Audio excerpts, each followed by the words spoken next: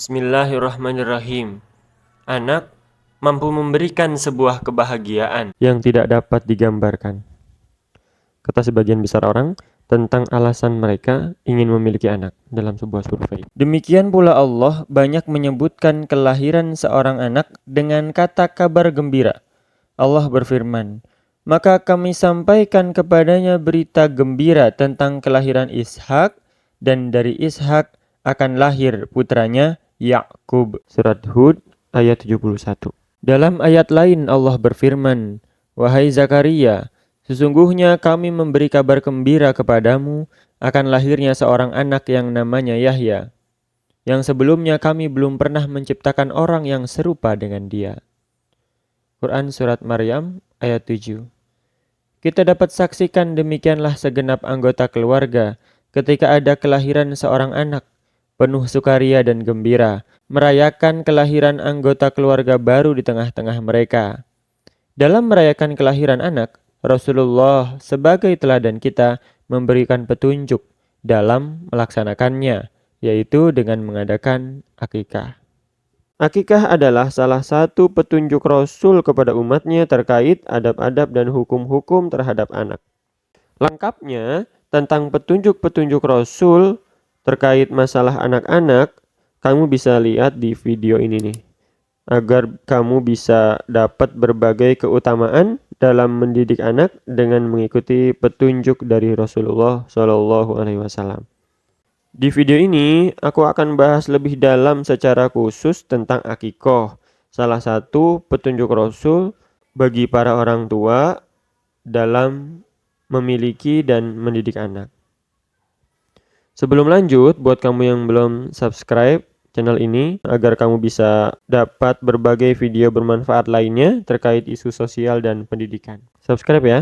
Mungkin banyak dari kamu semua yang sudah tahu tentang akikah dan pernah melaksanakannya mungkin untuk anak-anak. Nah, di sini aku akan share lebih detail agar kita bisa melaksanakannya dengan berlandaskan ilmu, mengetahui manfaatnya, dan tentu berdampak baik untuk anak-anak kita. Pertama, akikah itu apa ya? Akikah itu secara istilah artinya menyembelih kambing karena kelahiran anak pada hari ketujuhnya. Banyak sekali keterangan hadis Rasulullah Shallallahu Alaihi Wasallam yang menjelaskan tentang akikah. Salah satunya Rasul bersabda, "Setiap anak itu digadaikan dengan akikahnya. Dia disembelihkan hewan pada hari ketujuh kelahirannya, diberi nama dan dicukur kepalanya." Itu pengertian akikah.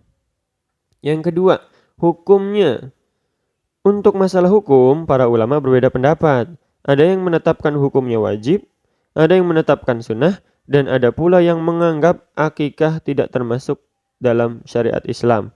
Nah, dalam hal ini aku hanya akan menyampaikan hukum yang disepakati oleh sebagian besar ulama, termasuk diantaranya Imam Malik dan Syafi'i, yaitu sunnah. Selain berdasarkan dalil sebelumnya, pendapat ini juga didasarkan pada sabda Rasul. Siapa yang dianugerahi anak, kemudian ia senang untuk menyembelih, maka lakukanlah. Ditambah juga tentu banyak sekali dasar yang dijadikan oleh para ulama untuk menentukan hukum ini. Maka, kepada orang tua yang dianugerahi anak, dan ia memiliki kemampuan untuk menghidupkan sunnah Rasul ini, hendaknya dia melaksanakannya, sehingga ia bisa mendapatkan keutamaan dan pahalanya di sisi Allah. Selain juga supaya menambah kuatnya jalinan kasih sayang serta hubungan sosial antara keluarga, tetangga, dan kerabat, yaitu ketika mereka menghadiri perayaan akikah sebagai rasa turut gembira dengan lahirnya seorang anak. Yang ketiga, waktunya. Sebagaimana hadis tentang akikah yang sudah disebutkan tadi, bahwa setiap anak disembelihkan hewan pada hari ketujuh kelahirannya. Maka hari ketujuh ya waktunya.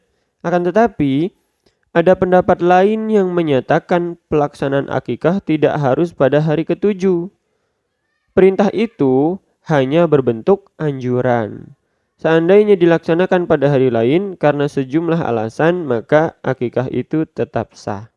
Pendapat-pendapat itu diantaranya adalah dari Aisyah. Aisyah radhiyallahu anha pernah menyatakan bahwa akikah itu dilaksanakan pada hari ke-7 atau ke-14 atau hari ke-21 kelahirannya. Imam Malik juga pernah berkata, pada dasarnya mengaitkan akikah dengan hari ke-7 itu sifatnya adalah anjuran, sehingga jika pelaksanaan ibadah akikah tadi adalah di hari lain, maka ibadah itu tetap sah. Maka bagi orang tua yang mampu melaksanakan akikah pada hari ke-7 kelahiran anaknya, itu lebih utama sebagaimana yang dikerjakan oleh Nabi. Namun, jika ia belum mampu, maka ia boleh melaksanakan pada waktu yang lain. Oleh karenanya, dalam penyembelihan akikah terdapat kelonggaran dan kemudahan. Allah menghendaki kemudahan bagi hambanya, bukan kesukaran. Yang keempat, perbedaan antara akikah bayi laki-laki dan perempuan. Apakah sama? Nah, pelaksanaan akikah terhadap bayi laki-laki dan bayi perempuan itu sama. Hanya satu hal yang membedakan keduanya. Rasul bersabda, anak laki-laki diakikahi dengan 2 kambing dan anak perempuan dengan 1 kambing. Itulah perbedaan yang disepakati oleh para ulama. Namun, Imam Malik berbeda dalam hal ini. Menurutnya, akikah untuk anak laki-laki dan perempuan sama, yaitu disembelihkan 1 ekor kambing saja.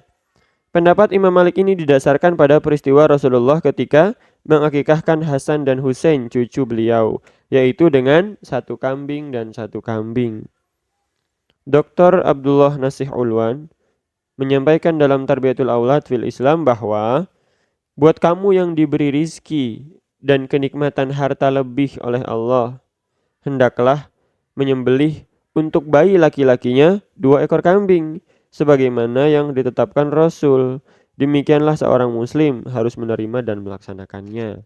Sedang, siapa yang kondisi ekonominya sulit, maka cukuplah baginya menyembelihkan 1 ekor kambing untuk bayi laki-lakinya. Dengan itu, insya Allah dia telah dianggap menunaikan tugasnya sebagai orang tua, mengakikahkan anaknya. Wallahu a'lam. Sebenarnya, perbedaan tersebut memiliki beberapa hikmah yang perlu kita resapi. Para ulama memberitahukan kita bahwa pelaksanaan perbedaan itu adalah bagian dari ketaatan kita kepada Allah dan Rasul-Nya.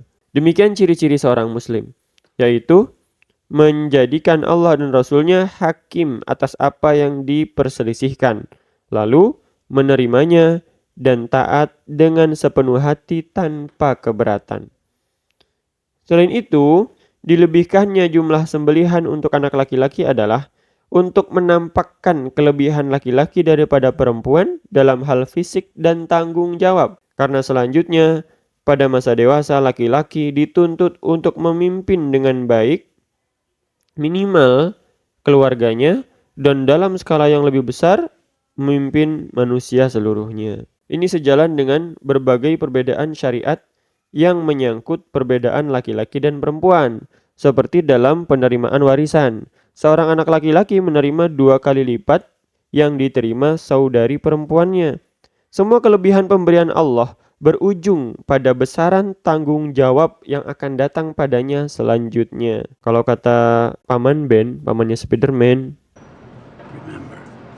great power comes great responsibility. Yang kelima, isi akikah, yaitu penyembelihan hewan.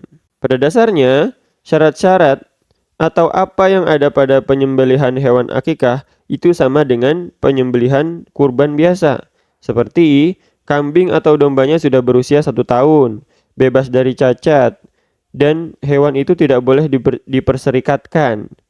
Kan kita mungkin dapati kalau Idul Adha ada sapi kurban yang merupakan kurban atas 7 orang, atas nama 7 orang, atau kambing atas nama sekeluarga. Nah, untuk akikah hal tersebut tidak boleh. Jadi 1 hewan sembelihan, 1 kambing itu adalah untuk 1 orang anak.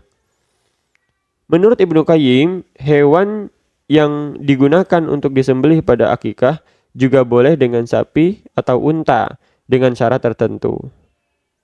Yang ini tidak usah dibahas lebih jauh ya, karena di negeri ini, di Indonesia, umumnya menggunakan kambing atau domba. Dan dianjurkan kambing yang disembelih itu atas nama bayi yang diakikahkan. Untuk urusan penyembelihan dan pengadaan hewan kurban akikah ini, aku rasa sudah banyak usaha masyarakat yang menyediakan kambing hingga jasa sembelihnya. Bahkan ada yang sudah menyediakan jasa diantar ke rumah dalam kondisi siap santap. Tinggal pesan aja mau diolah seperti apa. Silahkan kamu cari aja di lingkungan sekitar kamu. Kalau ragu, tanya aja bagaimana SOP-nya sudah sesuai belum dengan yang disebutkan tadi. Yang keenam, isi akikah selanjutnya yaitu adalah pencukuran rambut. Nabi menganjurkan mencukur rambut bayi pada hari ke-7 kelahirannya dengan tidak menjambul. Tahu jambul ya? Dipotong sebagian dan menyisakan sebagian. Seperti menyisakan bagian belakangnya saja, seperti laki-laki di film-film kungfu. Atau menyisakan tengahnya saja. Atau mungkin bisa disebut gaya mohawk ya. Saya kurang tahu. Yang ketiga menyisakan pinggirnya saja. Nah, ini modelnya aneh nih. Atau dicukur tidak merata. Atau mungkin pitak-pitak ya, sehingga tampak bergaris-garis berantakan. Itu dilarang oleh Rasulullah karena merupakan kezaliman pada kepala, yaitu seperti memberi pakaian kepada sebagian badan dan membuat sebagian yang lain telanjang. Mirip juga dengan anjuran Rasul kepada kita yang amat indah dan berkeadilan lainnya, yaitu jika memakai sendal, dilarang hanya pakai satu. Pakailah sepasang dua-duanya atau nyeker sekalian. Juga dilarang berjemur sebagian. Jadi kalau berjemur badan, berjemurlah semua badan. Kalau berteduh, berteduhlah semuanya. Semuanya dianjurkan agar kita menghindari kezaliman walaupun pada aspek yang dianggap sangat sepele. Dalam pencukuran rambut ini, Rasul menambahkan anjuran bagi yang mampu, yaitu bersedekah perak sesuai berat rambut bayi yang dicukur. Hal ini sebagaimana apa yang dicontohkan ketika mencukur rambut bayi Hasan dan Hussein. Lalu beliau bersedekah perak seberat rambut kedua cucunya tersebut. Hikmah pencukuran rambut pada bayi yang lahir adalah akan membuka selaput kulit kepalanya dan mempertajam indera penglihatan, pendengaran, dan penciuman bayi. Yang kedua, dengan bersedekah perak tadi akan memberi dampak sosial, yaitu mengikis kemiskinan di tengah masyarakat. Dan juga amalan ini merupakan realisasi tolong-menolong dalam masyarakat. Yang ketujuh, isi akikah yang terakhir yaitu memberi nama. Pemberian nama sudah menjadi satu kebiasaan sosial yang berlaku di masyarakat manapun, terutama terhadap anak yang lahir. Orang tua memilihkan nama untuk anaknya tersebut. Bahkan, segala sesuatu memang sudah memiliki nama, dari negara sampai komplek perumahan, dari tanaman sampai hewan peliharaan, semuanya diberi nama dan memiliki nama. Satu perkara penting yang harus diperhatikan oleh orang tua saat memberikan nama untuk anak adalah memilihkan nama yang baik dan mulia sesuai petunjuk Nabi. Sesungguhnya, kalian nanti pada hari kiamat akan diseru dengan nama-nama kalian dan nama-nama bapak kalian. Oleh karena itu, buatlah nama-nama yang baik untuk kalian. Aku akan sebutin kriteria-kriteria nama yang diajarkan Rasul, tapi tanpa menyebutkan dalilnya untuk mempersingkat dan menjadikannya praktis. Semoga maklum ya. Yang pertama, utamanya orang tua dianjurkan memberikan nama yang indah, bukan justru nama yang buruk, sehingga bisa menghapus kemuliaan dan berpotensi nantinya akan menjadi bahan olok-olokan atau cemoohan oleh teman-temannya. Bahkan, banyak nama-nama buruk yang dimiliki oleh para sahabat diubah oleh Nabi menjadi nama yang baik. Contohnya adalah namanya Asiyah, yang suka maksiat, yang suka keburukan. Rasul ganti dengan nama Jamilah. Yang kedua, nama yang paling disukai Allah adalah Abdullah dan Abdurrahman. Kenapa? Karena terdapat di dalamnya penyandaran kepada Allah dalam namanya.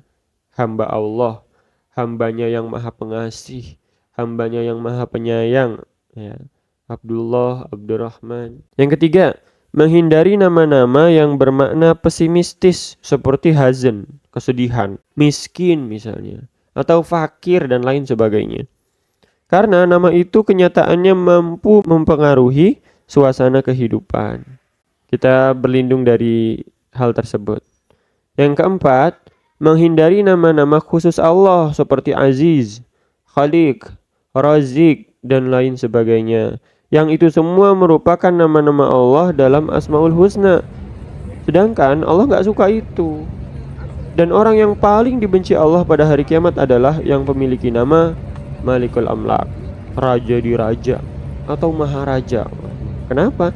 Karena yang Maharaja hanya Allah semata.